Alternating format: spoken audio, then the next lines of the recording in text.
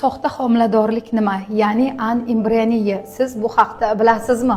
Anembrioniya bu tuxum hujayrani o'zini bo'lishi va ichida bolajonni, ya'ni embrionni rivojlanmasligiga aytiladi.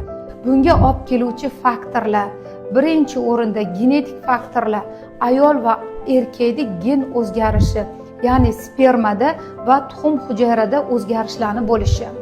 Ikkinchi o'rinda viruslar, infeksiyalar, turli xil shamollashlar, yallig'lanish prosesslarini bo'lishi. Uchinchi o'rinda gormonal fonda o'zgarishi, ya'ni gormonlarning o'zgarishi hisobiga bo'ladi. Anembrioniyada ayol organizmida toksikoz bo'ladi, ko'ngil aynish, qusish, xuddi homilador holatdagi o'zgarishlar bo'ladi. Chunki bolamizning uyi bor va qonda Hg bor, xorion gonadotropin bor, faqat embrion yo'q. Demak, biz buni qanaqa qilib aniqlaymiz? Biz buni aniqlaymiz ultrazvuk tekshiruvi yordamida. Shunday holat kuzatilmasligi uchun albatta homiladorlikni rejalashtiring va to'g'ri tekshiruvlar rejasidan o'ting.